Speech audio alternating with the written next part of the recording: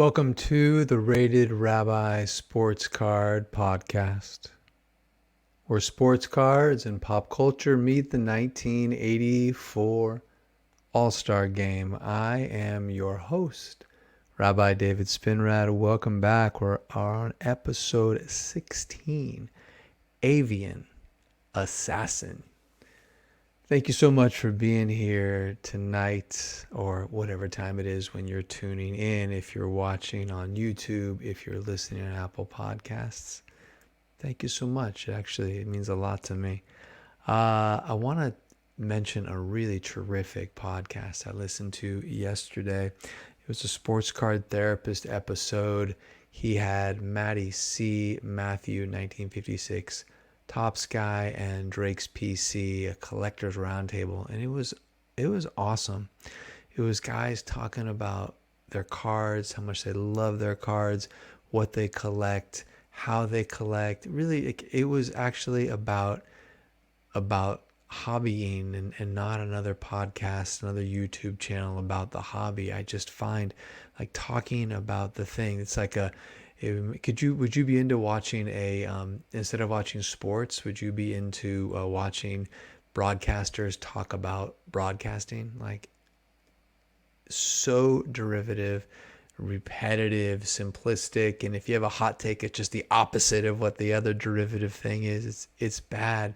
But I love thinking about, talking about, engaging in sports cards. So I end up listening to his podcast. I go, this is not really what I want, but I need more. Yesterday was one of those more days. Great podcast. Hat tip to everybody. Thanks, Rob Gerard, sports card therapist, for putting that all together. One of the collectors, Matthew, 1956 Topps Guy, tells an incredible story on a Jeremy Lee Sports Card Live podcast. He tells the story of how he acquired a 52 Mantle. Just really eyes on the prize, going big in a trade. I think Ashish from the Facebook groups, it was one of the guys involved in the deal. And so Matthew gave up some big boys, many big boy cards, just for something that matters, right? And I love that way of collecting. I love thinking about, like, in the end, which cards in my collection really matter to me. You know, I hold them and like, how do I connect to them? How do I feel about them? I ask myself, if I did not own this card, would I pay what I paid to own it again? You know, if the answer is no, think about getting rid of it. If the answer is you would pay more than you paid for it, I'm not saying you got some crazy deal, but the answer is you paid X and this is, X plus 20%, then you really got a good card. I'm like, oh my God, I love this is my card. So I have cards that are PC forever. I have cards that I'm, looking to sell for one reason or another. I loved them for a time, or went a different direction, or I found a better copy, or I lost out on a bid, and I did that like a revenge stup. Oh, it's 2 a.m. I'm not going home again tonight, and you just kind of like, yeah, all right, I'll bid on a 75-25 OC 1967 Willie Mays in a PSA 4.5, like that kind of card. Like, well, why? I don't want that card. Now I gotta weigh that card, like carry that card, like, because I couldn't go home alone that night. Ugh. So I had a card that was sort of on the shelf and I was looking at my cards tonight, and because I'm like, I'll liquidate, keep it lean. I don't want more cards. I actually want fewer. And I want to show you this card that I have a small cigar box. I call it the pen. And if you're in the pen, you are on the edge. You may end up in the cell box. You're not in the PC box at that moment. And I had a card in the pen that I took out, and I looked at it. I'm like, maybe get rid of this thing just to get liquid. It's not like it's an expensive card, but I don't know that I want this. And I took it out and I held it and I fell in love with it again. I want to show it to you folks at home on YouTube. You can see it. People on the podcast, I am showing a 1976 Topps card, 1975 World Series, one of the greatest World Series of all time. In the non-Giants winning the World Series division, I'm going to go 75 World Series and that 2016 Indians Cubs. That was a great, I mean, two franchises that could never get over. It goes to 7 games. Oh my God, Cubbies down, come back, rain delay. Oh, that was incredible. But this World Series is iconic from my early childhood. I wasn't a collector at that point. I really didn't start watching baseball or collecting cards till 78. But the echoes of the 75 series were loud long after that game ended. This card has 5 images on them, and they are, boo, they're good. Top left-hand corner, you've got Fisk coming into the dugout after scoring a run. All the players are coming towards him. His back is towards the camera. You see his number 27. On his right, number 6, a couple of bats right there. That's Rico Petrocelli.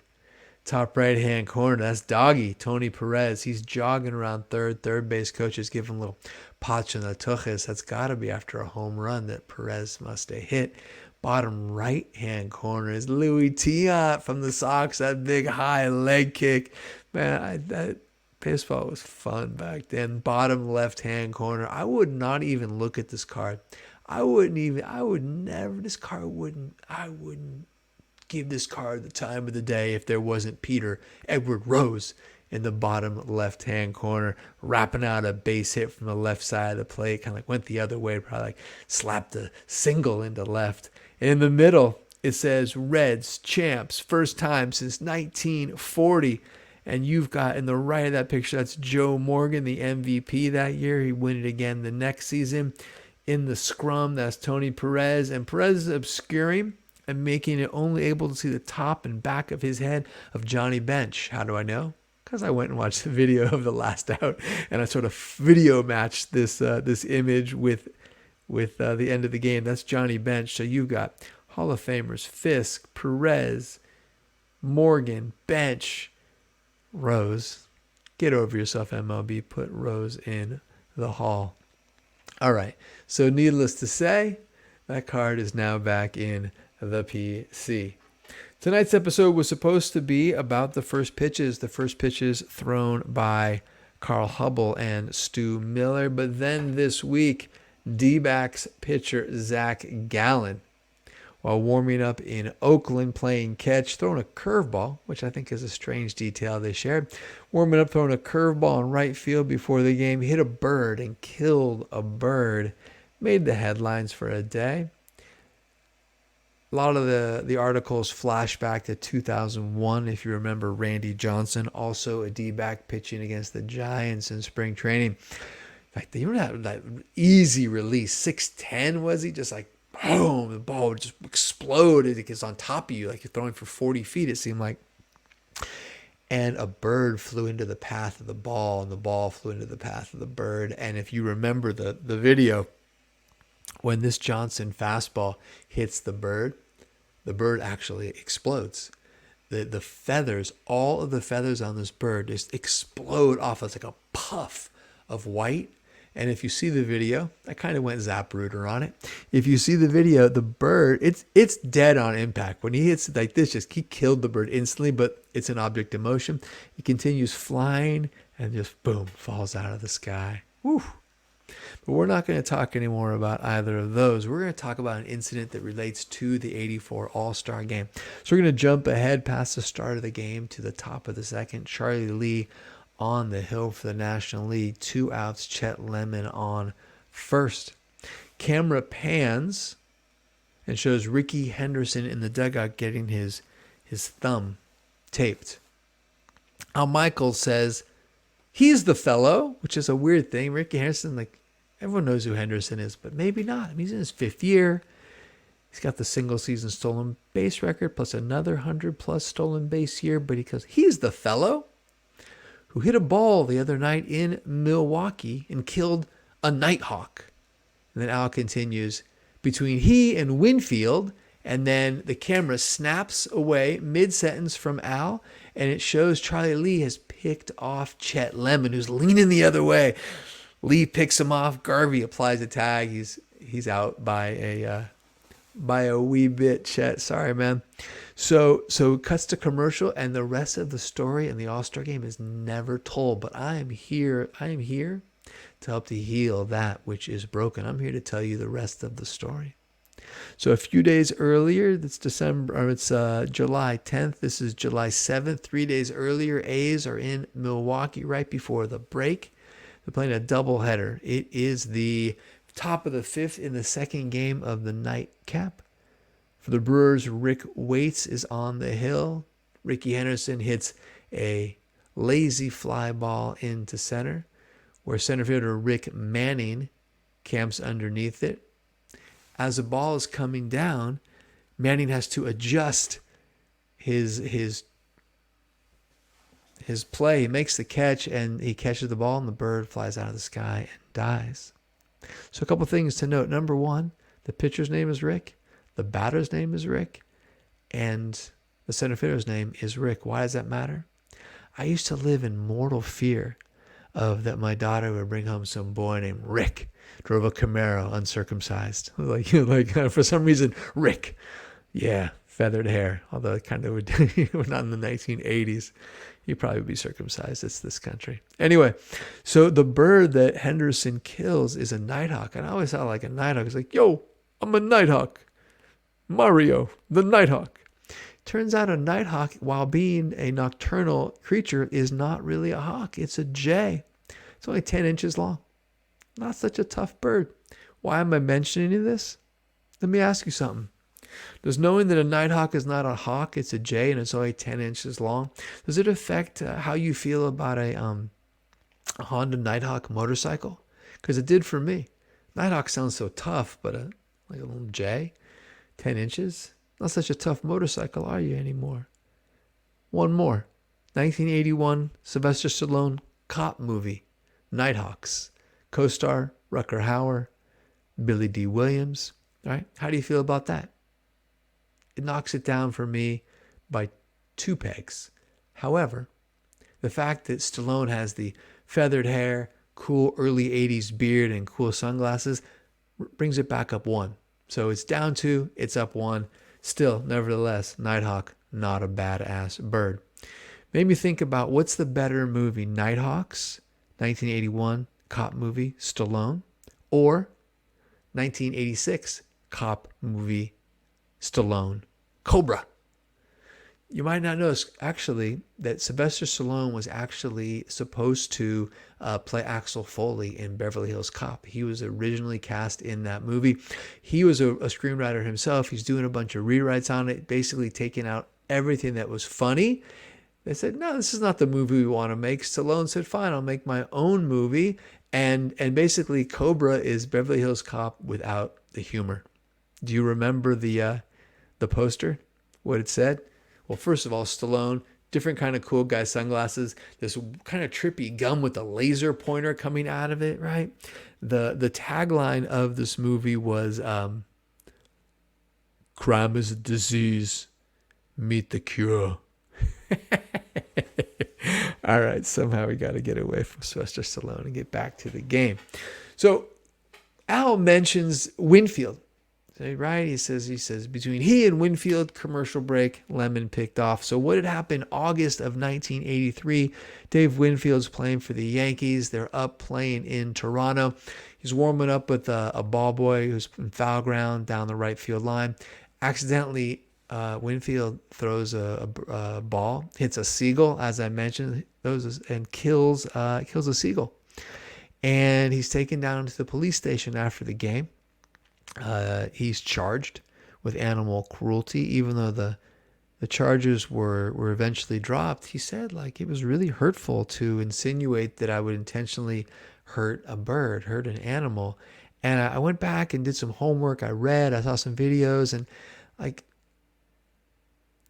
at the time, I never would have said the way he was treated was racism. I didn't really understand some of the complexities of what that really is, what racism really is. But the way he was treated as guilty in a way, the way it was sort of insinuated that he did it on purpose, like he was a thug, the way that he kind of had to ingratiate himself back in, had to be accepting and not be uppity, God forbid, it goes back the next year for a charity auction. Easter Seals brings a painting of a Toronto maple leaf with a seagull on it in the middle and 2 on the side, raises 32 grand for charity.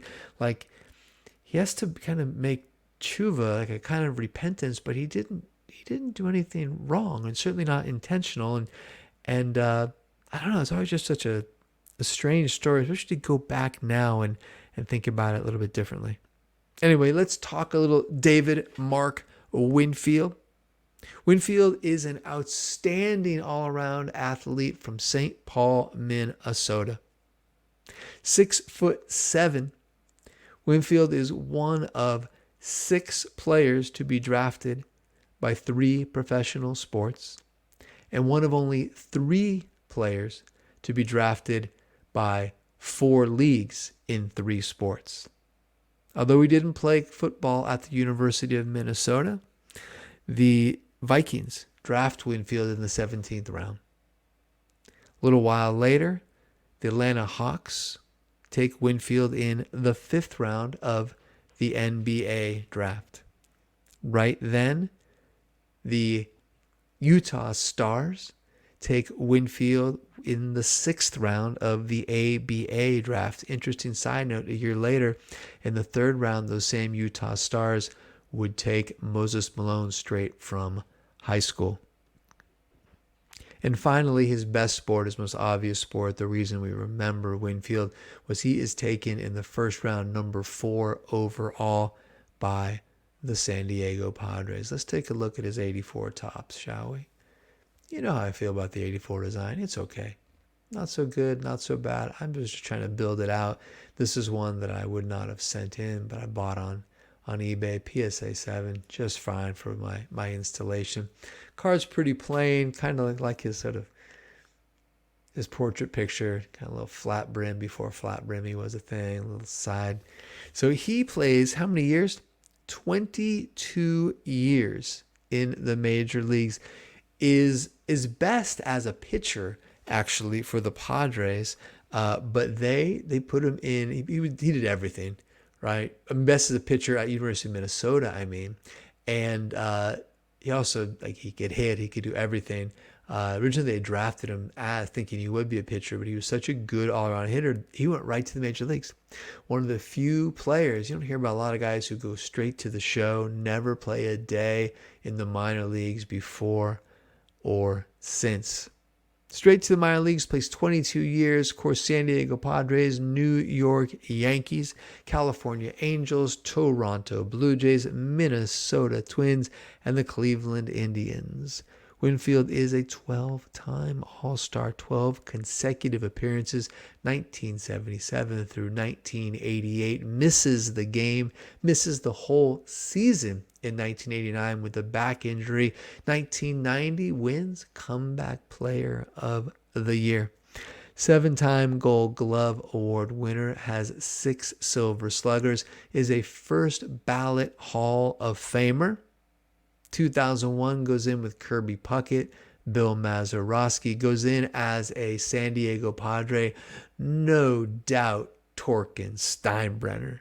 No doubt pissing off the boss. But, you know, they had a often tempestuous relationship. He called Winfield, of course, Mr. May. Funny thing is, though, in 84, you know, Winfield's hitting .370 at the break, ends up losing the batting title to teammate Don Mattingly. We'll might have to do a whole episode on that one. I want to end with one more card. A card of a player who was drafted in the exact same season, same draft as Mr. Winfield. He was taken number 1 overall. Houston, Texas, Westchester High School. Do you remember who it was? Number 1 overall pick in 1973, amateur draft, MLB. Left-hander, David Clyde. Texas is struggling. They're not getting fans at the game. It's a losing team. He drafts Clyde and actually sends him also right to the big leagues. The difference between Winfield and Clyde, Winfield, you know, he came from college. David Clyde is drafted from high school And then the next thing you know, he's right in the major leagues. Bob Short did it to boost attendance. As a matter of fact, Clyde's first start, which actually was pretty good, they sell out. They pack the place, 35,000. Next start, also a big crowd. The plan originally was to send David Clyde down to the minors. The kid's not ready. He's a kid. He just graduated high school. The plan was to send him down to the minors, but Short looked at the response and changed his mind. He's the owner. He was signing the checks. Keeps Clyde in the majors and ultimately ruins him. He wasn't ready mentally. He ends up having shoulder injury, shoulder surgeries, goes down to the minor leagues.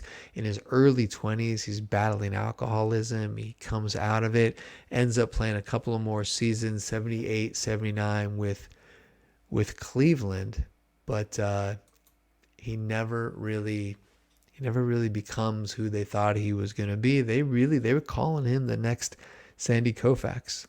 David Clyde is one of only 3 players to be taken as pitchers, right? As starting pitchers, number 1 overall from high school, right? There have only been 3 pitchers taken number 1 overall from high school. Brian Taylor, New York Yankees, Brady Aiken, and David Clyde. What do they all have in common? None of them enjoyed any success. As a matter of fact, David Clyde is the only one who made the major leagues. I remember Brian Taylor hurt his shoulder or something in a fight. It was like a bar fight or something. Anyway, I think it's time for me to say goodnight. I so appreciate you being a little part of this journey. If you're still with me, you're as big a dork as I am, and I love you for it. Be proud of yourself. Be proud of your cards. Have a wonderful weekend. If it is your thing, to my Jewish sisters and brothers, I wish you Shabbat Shalom. And to everyone, everywhere, may you enjoy health and long life. So long for now.